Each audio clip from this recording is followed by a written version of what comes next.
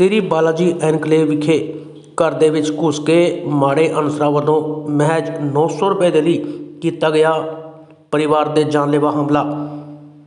Police ਵੱਲੋਂ ਕਾਰਵਾਈ ਨਹੀਂ ਕੀਤੇ ਜਾਣ ਤੇ ਪੀੜਿਤਾ ਨੇ ਮੀਡੀਆ ਰਾਹੀਂ ਜਤਾਇਆ ਰੋਸ਼।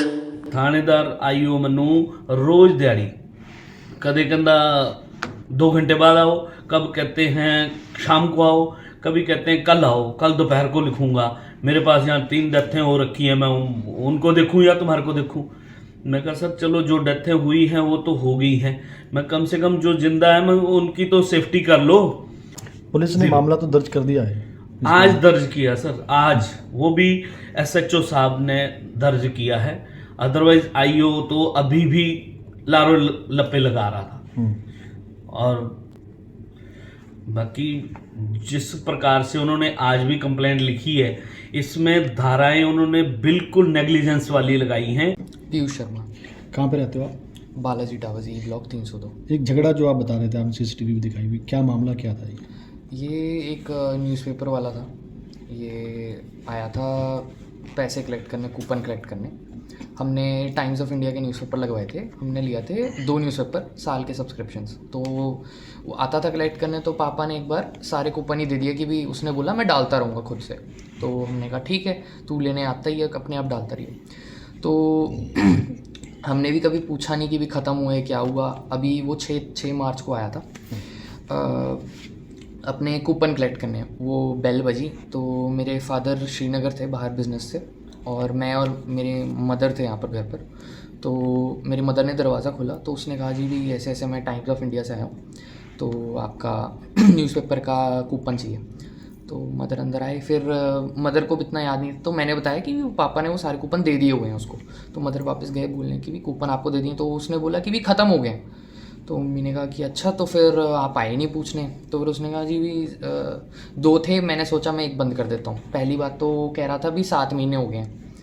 तो फिर मेरी मदर ने क्वेश्चन किया कि भाई 7 महीने हो गए हैं, आप डाली जा रहे हो बिना बताए बिना पूछे। भी बंदा 1 महीने डालता है, 2 महीने डालता है, फिर किसी से तो पूछता है, आप फ्री में डालते रहोगे। फिर कहा चलो कोई बात नहीं। तो मेरी मदर कितनी हो गई थी? हाँ जी, कितनी अमाउंट हो गई थी? वही पूछा। वैसे तो कहा कि भी मेरे हस्बैंड बाहर आएंगे खुद हिसाब कर लेंगे, बट आदमी पूछ लेता है कि कितना अमाउंट। तो उसने कहा 900 रुपये हुए हैं। उतनी देर में मेरा वर्क फ्रॉम होम चलता है, तो मैंने सुन लिया, क्योंकि मुझे आइडिया है मैंने साल का सब्सक्रिप्शन 549 का ख़रीदा था। तो अब वो कितना ही महंगा हो गया होगा इन्फ्लेशन मिलाकर भी, 600-700 साल का 12 महीने। वो आदमी कह रहा है 700 रुपये 7 महीने हो गए 900 रुपये। तो मैंने बोला है अंदर से बैठे बैठे। तो फिर मेरी मदर ने कहा कि अच्छा चलो कोई बात नहीं, वो हस्बैंड आएंगे वो कर लेंगे। तो उतनी देर में वो बोल पड़ा कि भी अंदर एक लड़का रहता, उसने बोला कि भी देख लेंगे। तो मैं आया नेचुरली कि भैया झूठ बोल रहे हो आप, मैंने तो आज तक आपसे ऐसी कोई बात नहीं करी। ठीक है, तो क्योंकि मैंने उसको कभी नहीं कहा कि भाई, मैंने देखा ही उसको ज़िंदगी में दूसरी बार है। एक बार जब कूपन दिए थे, वो भी साल पहले की बात होगी। तो फिर इतनी देर में वो भड़क गया और कॉल करा है उसने, वीडियो रिकॉर्डिंग में साफ सुन रहा है कि किसी बंदे को बुला रहा है, आजा एक को मारना है बालाजी में।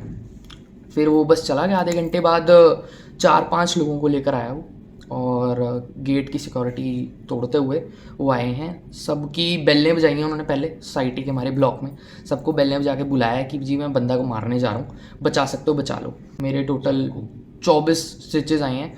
फिर रिकॉर्डिंग्स हमने देखी बाद में, तो उसमें वो बोल रहे हैं चाकू मार चाकू मार, मतलब वो मारने के इंटेंट से ही आए थे। और वो जाते हुए भी माँ बहन की गालियाँ दे रहे हैं और कह रहे हैं कि भी मार देंगे तुझे, वो तो तू बच गया। ये पुलिस कहीं नहीं आई, उन्होंने मौका एक बार नहीं देखा अब तक। देख लीजिए 6 तारीख से अब 10 तारीख हो गई है, उन्होंने एक बार मौका नहीं देखा कि यहाँ कैसे आए हैं वो अंदर।